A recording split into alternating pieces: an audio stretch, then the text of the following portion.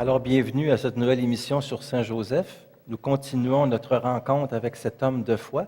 La semaine dernière, nous avons vu Joseph à Bethléem, Joseph aussi qui a fui en Égypte, solidaire des réfugiés, aussi des immigrés, et qui était le guide de la Sainte Famille. Donc, nous continuons notre approfondissement de cette grande figure du Nouveau Testament. Et nous allons voir surtout Joseph, comment il a réagi quand il a perdu Jésus au temple aussi, mais en même temps Joseph qui est le père nourricier de Jésus. Alors, Joseph dans sa paternité. C'est ce que nous verrons aujourd'hui. Une parole de Saint Luc qui revient aussi 2, verset 19, mais souvent aussi d'autres, on répète cette parole-là 2, 3 reprises, entre autres. Marie retenait tous ces événements et les méditait dans son cœur. On peut dire la même chose pour Joseph aussi. On peut dire que Joseph retenait tous ces événements et les méditait dans son cœur. On peut penser que cette attitude vraiment d'accueil et d'écoute, eh bien, Joseph l'avait aussi, mais aussi il a été influencé par son épouse, Marie. Souvent, dans le couple, on s'influence mutuellement. Hein. C'est pour ça que c'est très puissant quand on prie en couple.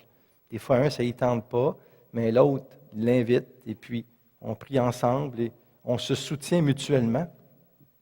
On devient un peu le gardien de l'autre, d'une certaine manière. Et dans la prière, c'est une très, très belle... c'est une grâce, vraiment une grâce, un couple qui prie. Ce n'est pas donné à tous, mais quand ça arrive, c'est vraiment une très, très belle grâce. Et Joseph, vraiment, en vivant comme ça avec Marie, eh bien, a beaucoup reçu de Marie. Et Marie, en vivant avec Joseph, a beaucoup reçu de Joseph. C'est un couple humain qui a été choisi pour mettre au monde, pour guider, pour grandir, faire grandir Jésus. Alors, c'est une mission très, très importante.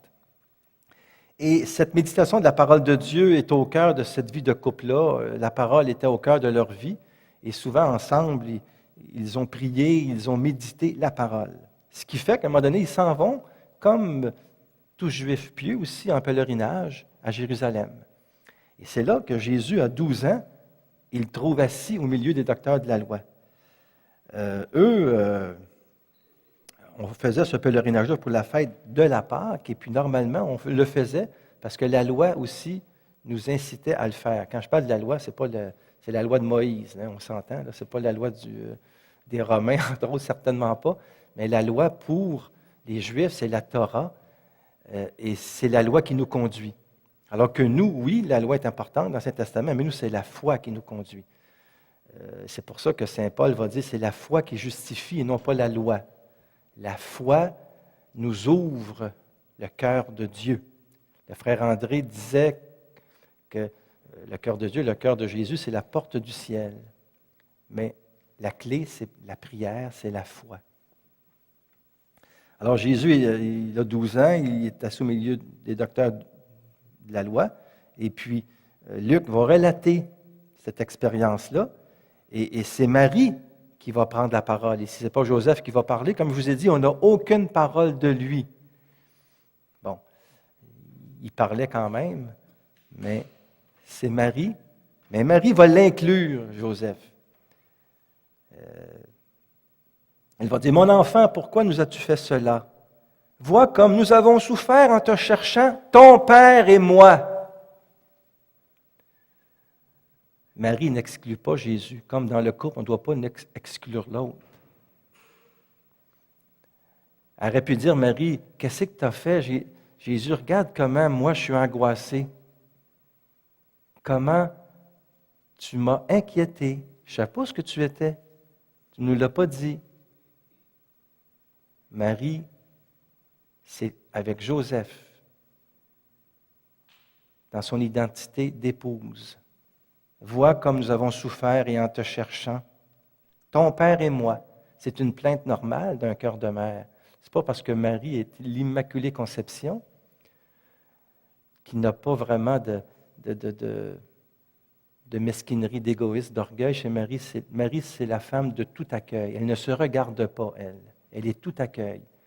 Mais ça n'empêche pas que dans sa vie, dans sa chair de femme, elle a aussi des inquiétudes. Elle peut vivre des angoisses. Et ici, eh bien, L'enfant a 12 ans. On l'a perdu. Et pour elle, c'est une obscurité très grande. Et la réponse de Jésus peut nous surprendre. Hein? Comment se fait-il que vous m'ayez cherché, ne le saviez-vous pas? C'est chez mon Père que je dois être. Aïe, aïe, pauvre Joseph. Pauvre Joseph. Alors, comment il a réagi, notre Joseph? Mais dans le fond, Joseph, il n'est pas fou. Il sait bien que l'ange, il a 12 ans, lui avait révélé que l'enfant était engendré de l'Esprit Saint.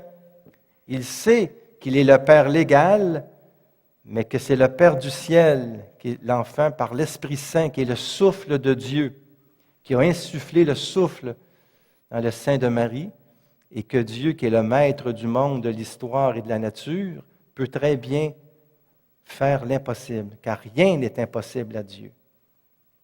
On s'entend là-dessus. Mais je dirais que les enfants, de toute façon, nous échappent toujours. Puis qu'il y a peut-être de nos enfants qui auraient pu nous dire ça. Dire, mais vous savez bien que j'étais là, ou bien que je peux être chez les affaires de quelqu'un d'autre. Et puis des fois, on a l'impression que les enfants nous échappent. Donc, on a à les adopter. Moi, j'en ai 4. Je suis le père, le père des 4. Et on a 2 petites filles, mais mes enfants, ce n'est pas parce que tu es père ou tu es mère, il faut que tu les adoptes intérieurement aussi. Il faut que tu dises oui à l'enfant qui naît puis qui grandisse, puis il faut que tu redises ton oui à chaque jour, parce que l'enfant, va vous dire une chose, vous en avez vous aussi. L'enfant, c'est-tu inquiétant un peu? On ne sait pas des fois ce qu'ils vivent, puis des fois, ça ne parle pas. Vous savez, quand c'est à l'adolescence en plus, autour de la table, c'est assez bizarre, parce qu'une journée, c'est l'enthousiasme total, et puis grosse joie, puis le lendemain, tout le monde est déprimé, les gens, on ne sait pas ce qui se passe. C'est comme ça, hein? Le taux hormonal, ça nous joue des tours. Et les enfants, bien aussi, les ados, puis les jeunes adultes. Puis quand ils vieillissent et qu'ils deviennent parents, bien aussi, là, c'est autre chose aussi. C'est une belle aventure. Mais tout ça, quand même, on a constamment à accueillir l'enfant. Joseph aurait pu, je ne sais pas s'il l'a réprimandé ou quoi que ce soit, mais il a fallu qu'il accueille le mystère. Cet enfant-là ne lui appartient pas. Comme nos enfants ne nous appartiennent pas. Ils nous sont prêtés. Ce sont des mystères aussi pour nous. Et on aimerait tellement qu'ils soient heureux. On ne voudrait tellement pas qu'ils souffrent. Vous pouvez vous imaginer la souffrance de ces parents-là qui perdent leur enfant. Et la souffrance de Marie, surtout, qui va vraiment enfanter l'Église, le peuple de Dieu au pied de la croix, en souffrant avec le Christ.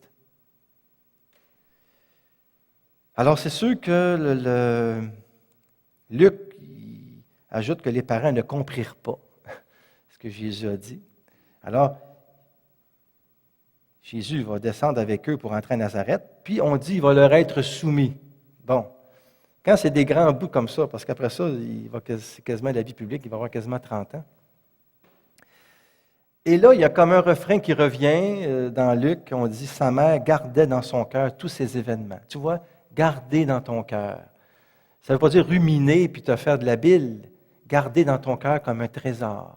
Garder dans ton cœur qui est le lieu de la prière, le sanctuaire profond de ton être, le centre. Véritablement, le cœur, c'est le lieu de la présence de Dieu. Et c'est là que Marie se réfugie aussi. Et on peut présager que Joseph en a fait autant aussi. Alors, on peut dire qu'avec Marie puis Joseph, Dieu a vraiment trouvé l'accueil qu'il lui fallait pour son fils. Et leurs oui vont offrir à Dieu tout ce qu'il est. Puis ils vont progresser dans la foi. Et par leur foi audacieuse, leur foi vraiment très active, l'amour, un amour très fécond aussi. Eh bien, Marie et Joseph sont des modèles pour nous. Pour nous, oui. Pour nous croyants, pour nous parents, pour nous qui cheminons, pour nous qui vivons des épreuves, pour nous qui ne savons pas à qui parler. Eh bien, Marie et Joseph sont des présences sûres, sont des présences vivantes, sont des gens pas seulement du passé, mais d'aujourd'hui. Ils sont avec nous.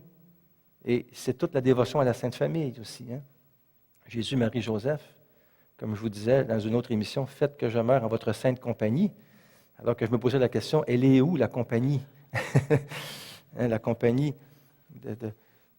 vu que mon père travaillait dans une compagnie, alors ça m'a trotté longtemps, cette chose-là dans mon cœur, leur compagnie, mais être avec eux, comme le bon larron, il dit, souviens-toi de moi quand tu seras au paradis.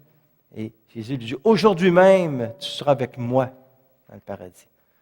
On ne sait pas c'est quoi vraiment le paradis, puis on peut en parler. L'important, c'est le « avec moi ». Pour moi, le ciel, c'est être avec Jésus. Le paradis, c'est avec Jésus.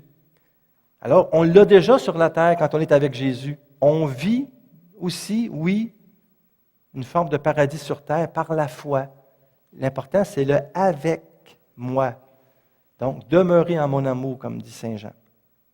Alors, toutes nos annonciations, nous en avons, nous, des annonciations. Des fois, quand c'est des demandes en mariage, ou bien quand même, des fois, nos enfants peuvent nous demander quelque chose qui nous annonce une nouvelle. Quand nos enfants vont nous annoncer que, bon, une fille est enceinte. En tout cas, dans nos vies, des fois, on a des annonciations. On nous annonce qu'on a un nouvel emploi, mais qu'on est congédié. On nous annonce toutes sortes de choses. Des visitations qu'on vit. On va visiter des gens, des gens qu'on connaît, qu'on aime. Toutes les naissances que nous vivons dans nos familles, dans les voisins, toutes les naissances des jeunes femmes qui portent des enfants. J'étais à Radio-Canada récemment et puis j'étais étonné de voir beaucoup de jeunes femmes étaient enceintes. Je trouvais ça tellement beau. Il y avait une promesse de vie là-dedans étonnante. Et je ne sais pas s'ils se sont donné le mot, mais c'est arrivé comme ça. Et c'est très beau, très beau. C'est des naissances. Eh bien, toutes nos annonciations, toutes nos visitations, toutes nos naissances découlent de ces grands mystères joyeux que Joseph et Marie ont vécus avec leur fils bien-aimé. Alors ça aussi, il faut y penser quand on vit telle joie ou telle douleur. On prolonge ces mystères-là. Mystères joyeux, des fois mystères douloureux, mystères glorieux, mystères lumineux. Pour les personnes qui savent c'est quoi, bien c'est le chapelet, où on dit déjà vous salue Marie, et on appelle ça le rosaire, mais le chapelet, c'est l'objet concret, où il y a 50 je vous salue Marie, 50 Ave, et on récite le chapelet. Et bien quand on récite le chapelet, c'est bon aussi de penser que Joseph est avec nous. Puis si vous voulez bien le dire, demandez à l'époux de vous aider à bien aimer son épouse. C'est l'époux de Marie.